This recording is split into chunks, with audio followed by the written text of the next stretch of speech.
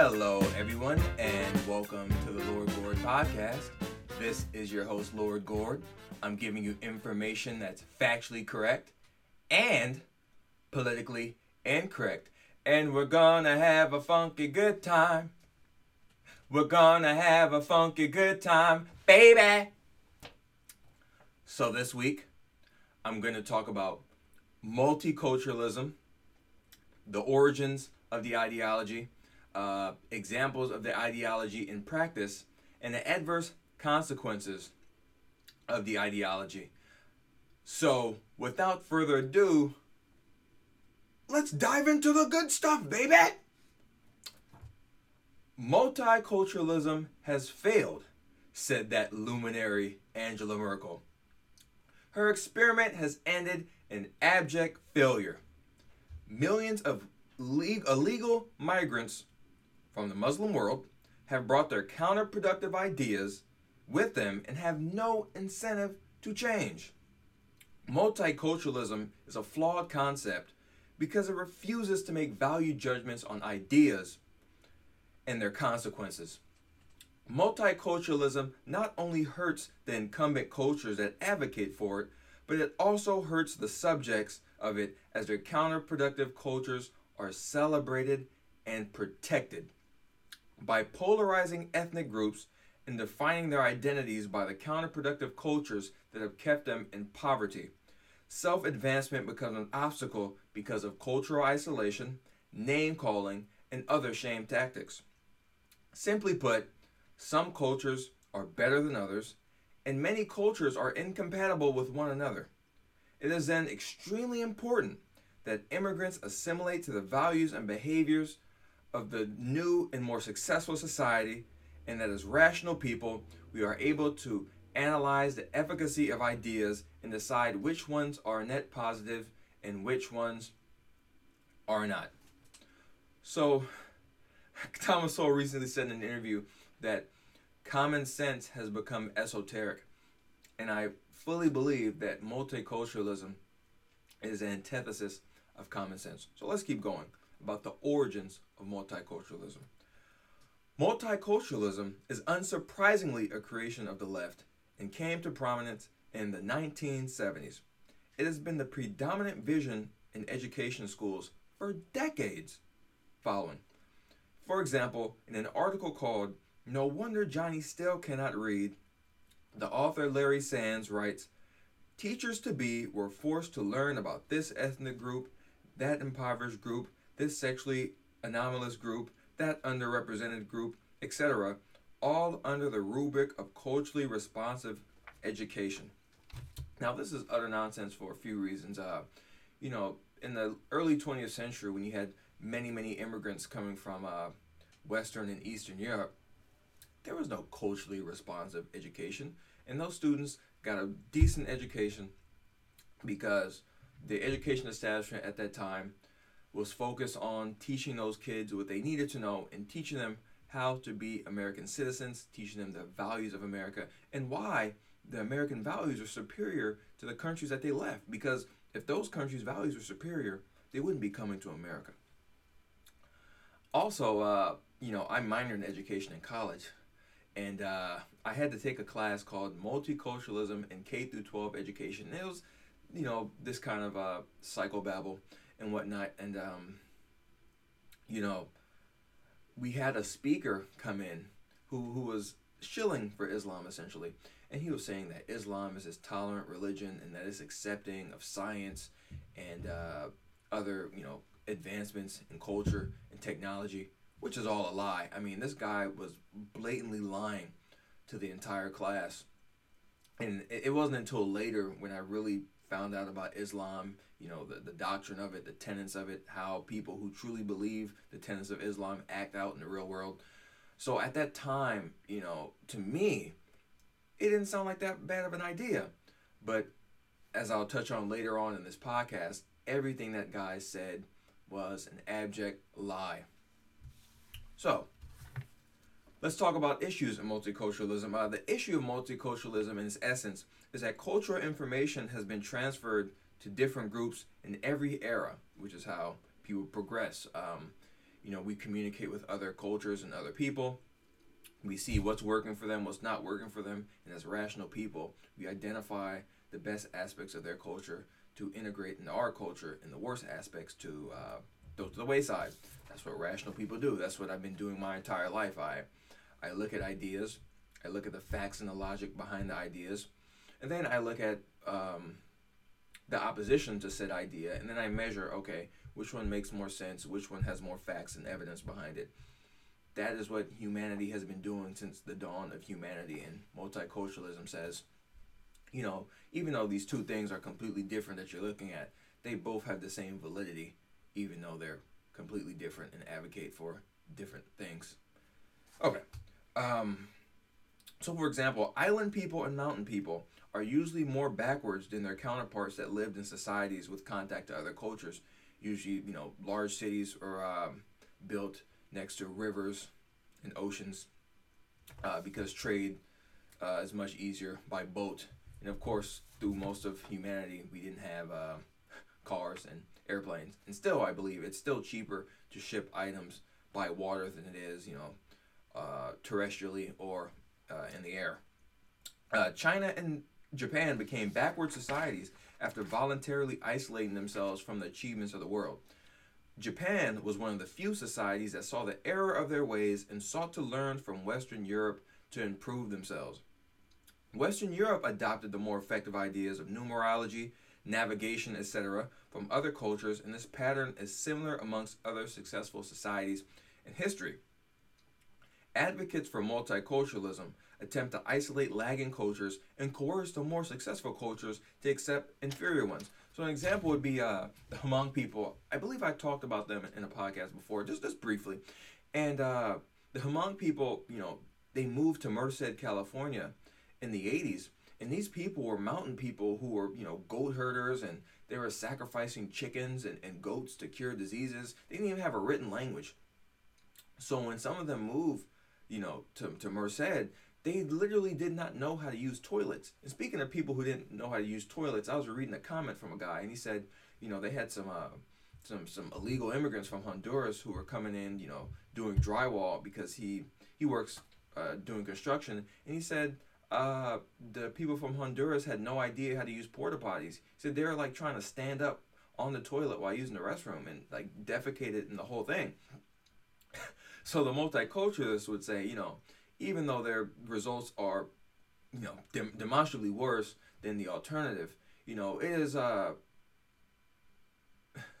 bad thing to tell those people and give those people information that would help them better themselves and their behavior in the long run. It would be quote unquote cultural imperialism, which is utter nonsense because, like I said, humanity has been exchanging ideas with each other since the dawn of humanity. So, like we use Arabic numerals from India, we don't use Roman numerals, or airplanes. Lewis and Clark, are the innovators of airplanes, so on and so forth. So, is it cultural imperialism that countries all over the world now use airplanes? Or I was reading that compasses, the English got the ideas for compasses from China. Is it Chinese cultural imperialism that people all over the world use compasses? Nintendo and Sega and Sony are Japanese video game companies. Is it Japanese cultural imperialism that most video game hardware is made by the Japanese? Like it's silly. And saying things like cultural imperialism, essentially what they're talking about is Western society. They're trying to demonize Western society and say that it's uniquely evil, and all these counterproductive cultures are to be celebrated and to not be changed, even though they bring about counterproductive results, which keeps the adherents of those counterproductive cultures in poverty. But they're supposed to be against poverty and dysfunction, even though they are in favor of those things.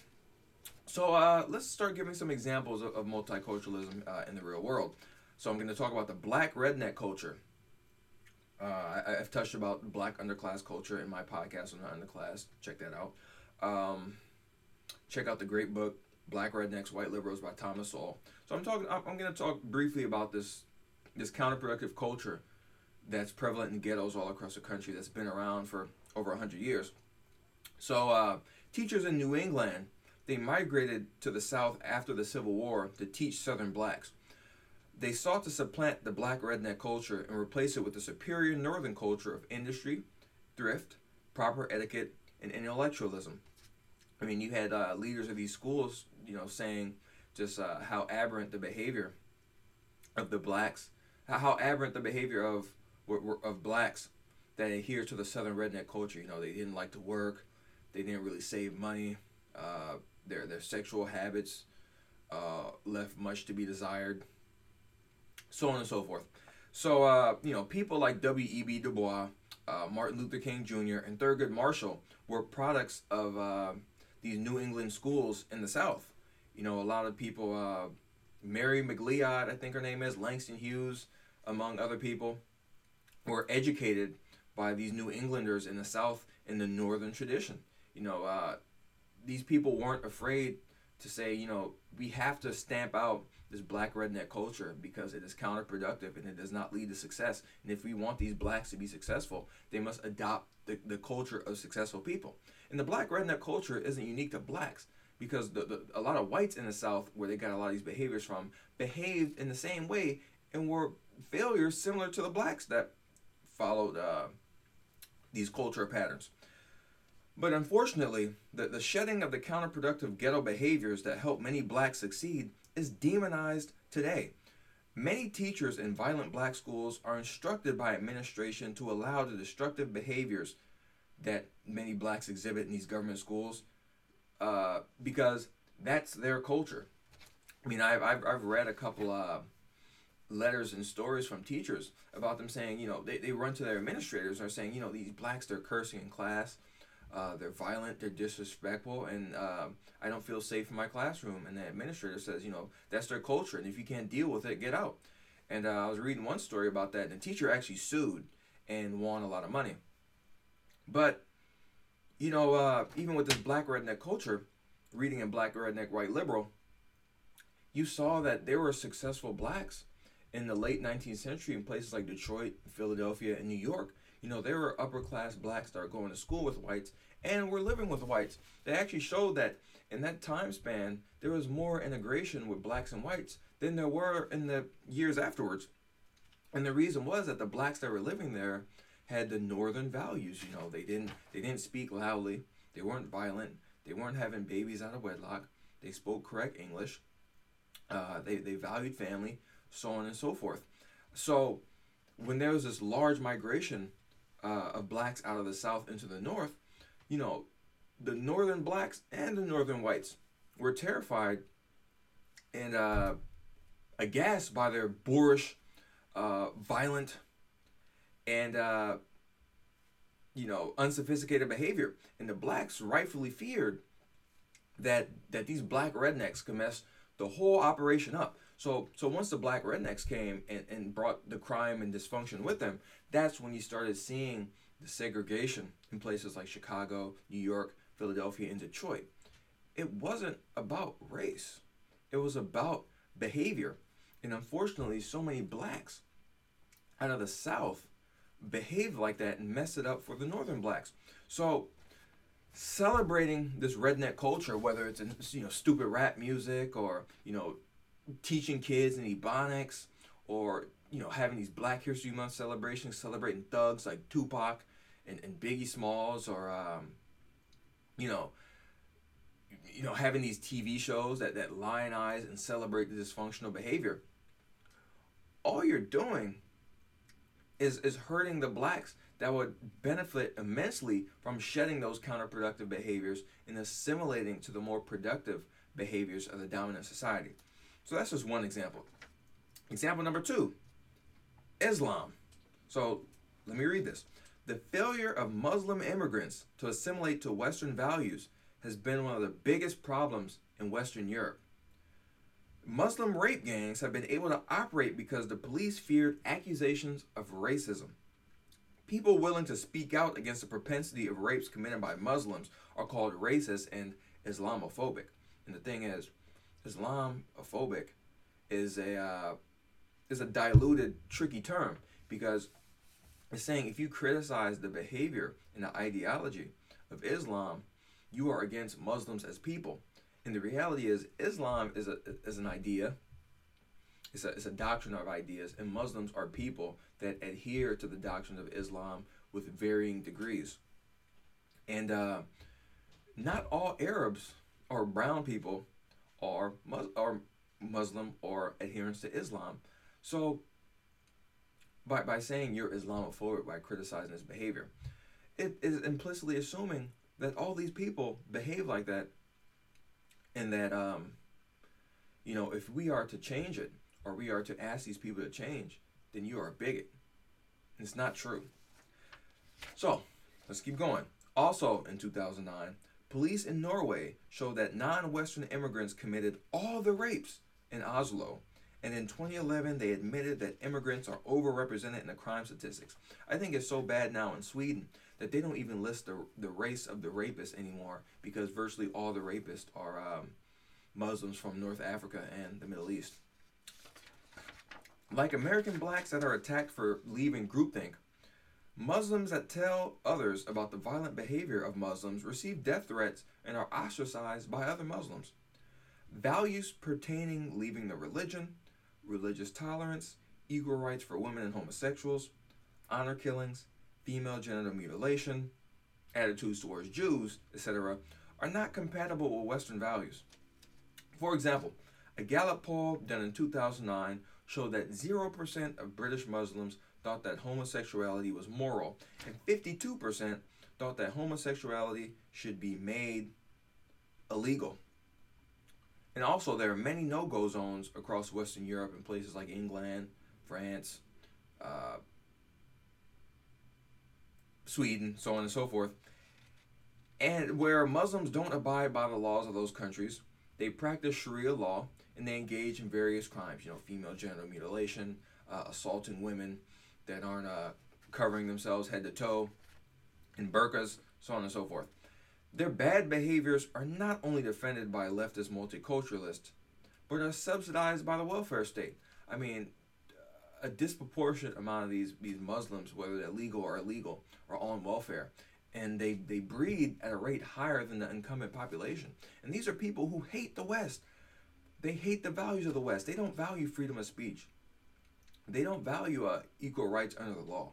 They're not tolerant of other religions. If you go to any predominantly Muslim country, these are not bastions of individualism and individual rights and free speech and equal rights, so on and so forth. What was that? I forget. It's going to come back to me, but there was an idea at the top of my head and I forgot. So the amount of no-go zones in Sweden increased from 3 in 1990 to 186 in 2012, which for some strange reason coincides with the influx of Muslim immigrants from North Africa and the Middle East. So I'm going to read a little snippet from Theodore Dalrymple's Our Culture, What's Left of It. He was talking about a man named Ray Honeyford, a man who worked in education and talked about the adverse consequences of multiculturalism, and was called a racist and was kicked out the education profession for telling the truth. So let's read this. Honeyford brought his troubles down upon him when he published an article exposing the follies of multicultural education in the conservative Salisbury Review. In his article, Honeyford enumerated some of multiculturalism's problems and contradictions. The debasement of language that multiculturalists and anti-racist bureaucrats have brought about, he argued, has made it extremely difficult to talk honestly or clearly about racial and cultural matters. By lumping together all ethnic minorities as black in order to create a false dichotomy between white oppressors on one hand and all minorities on the other, for example, these bureaucrats could obscure such complex and unpleasant realities as the continued hostility between Sikhs and Muslims, or the Muslim ill treatment of women. Immigrant parents, he observed, frequently sent their children back to Pakistan and Bangladesh for months or even years at a time, often precisely to keep them from acquiring any British cultural characteristics. Any white parent who kept his child away for so long would undoubtedly be prosecuted and punished. In the case of the children of immigrants, however, school authorities never pressed charges, but instead directed teachers to keep absentees' places open indefinitely and regard their absence as a culturally and therefore educationally enriching experience. So, essentially, he's pointing out the hypocrisy by saying because you're one skin color, you can't get away with this kind of aberrant behavior, but because you're this other skin color, you're allowed to get away with aberrant self-destructive behaviors, which is the epitome of racism. You're holding people to different standards of civility and behavior based on race, but they don't see it that way. Honey Ford summed up, I am left with the ethically indefensible task of complying with a school attendance policy which is determined not, as the law requires, on the basis of individual parental responsibility, but by the parent's country of origin, a blatant and officially sanctioned policy of racial discrimination. Yes, in the Times Educational Supplement, he had already mentioned the great and growing educational success of some subgroups of Indian immigrants, which he linked to their system of values, with the obvious corollary that the educational failure of other groups was not attributed to British racial prejudice. Yes. So essentially what he said was, by these intellectuals and so forth blaming others for the failures of these groups, it's only going to keep those groups in a state of poverty and dysfunction. And by showing other groups like these Indians that assimilate to the values of the dominant society, that study, that value family, and that value education, that they are able to succeed, and they are able to succeed even more than the poor whites in the country. It shows that this is not a matter of race or prejudice. It is a matter of values and behavior. But if you're a multiculturalist, you cannot point out the obvious, that there are desired behaviors and undesirable behaviors. And by doing that, you not only advocate for more counterproductive policies and stoke feelings of resentment and anger in the lagging groups, you seal off the pathway of success to those lagging groups by telling them that if they change and assimilate, they are not authentic, or they're sellouts or traitors. So that's the problem with Islam. You had so many terror attacks, violence in the schools, rape gangs. It is crazy in Western Europe, especially Germany. Merkel really destroyed Germany by letting in all these migrants who are leeches on the taxpayer and that fundamentally hate the values of the country. And you have to think, if these people aren't assimilating now when they're a sizable minority, they are reproducing at a rate, at a much higher rate than the incumbent population. So in 40, 50 years, if they're the majority of the country, do you think as a majority they're going to assimilate to the values of Western society? You think they're going to assimilate to the values of free speech, individual rights, private property rights, separation of church and state, so on and so forth? I think you'd have to be a naive fool to believe that. So many people in these countries are very concerned about the policies of their government and what's happening, and by calling them racist, you're saying that these behaviors are attributable to race and immutable characteristics and not due to ideology, which is not true. So let's talk about Hispanics in the United States. Until the 1970s, Hispanics were expected to assimilate like the Asians. The Asians, especially the ones from China and Japan, and Korea, South Korea, obviously. They assimilate, they study, they work hard. They are the most successful, and the Indians, they are the most successful group in the United States of America right now. They don't practice identity politics. They don't have any leaders that stoke feelings of resentment and anger. They just come here, they save, they work, and they get the job done. That's what Hispanics were doing until the 70s. In schools, they weren't allowed to speak Spanish, and teachers taught them the virtues of the United States and Western culture. There was no pandering to Mexican culture because it was understood that there was a legitimate reason why they left Mexico. Victor Davis Hanson writes about his education among Mexicans in California in the 50s and the 60s, and the Hispanics succeeded by being taught the American culture of success.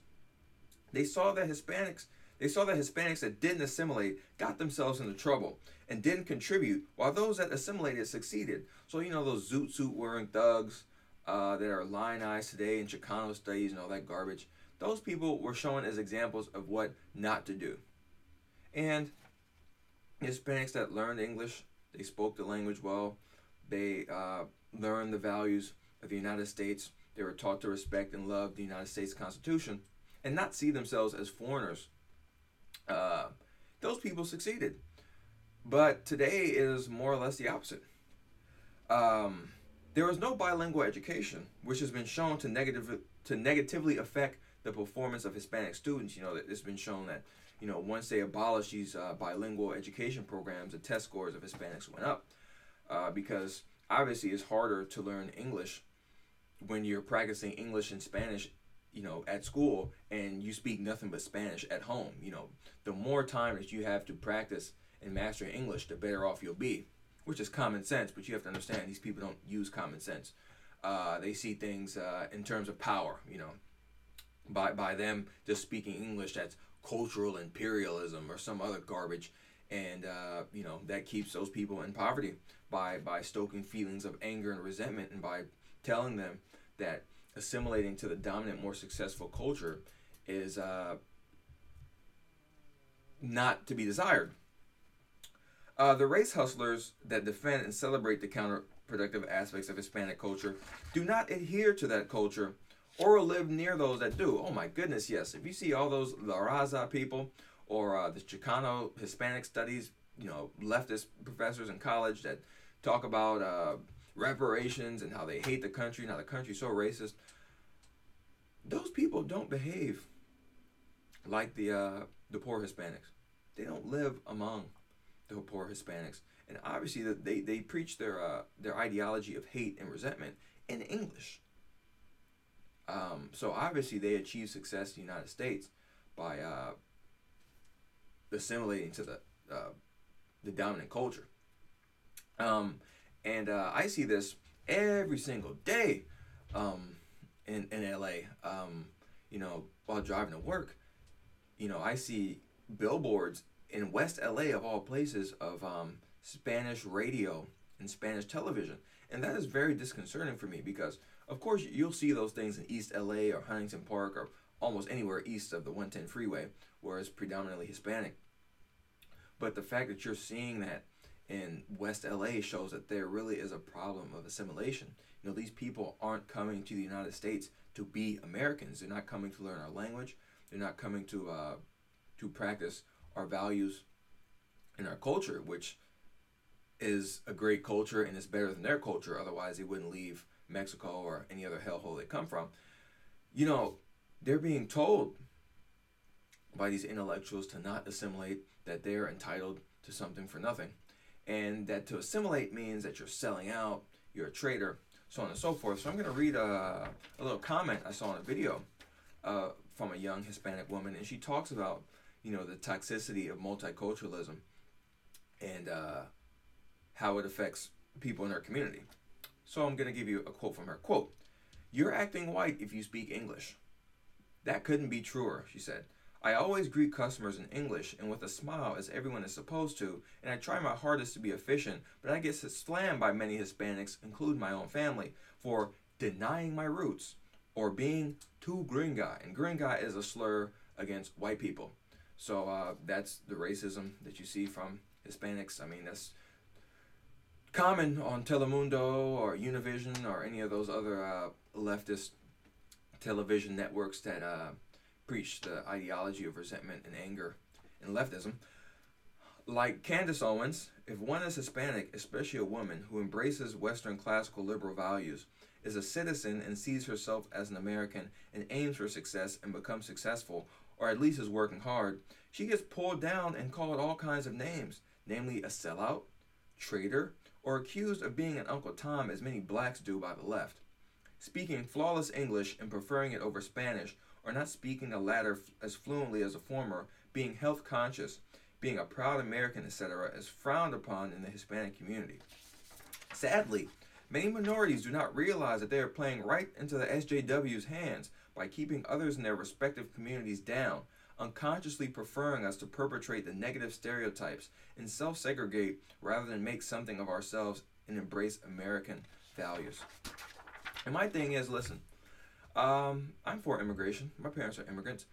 But the thing is, I want people who are immigrating to the United States to have skills, marketable skills that are going to help us grow our economy. They're not going to be a burden on the taxpayers of the state.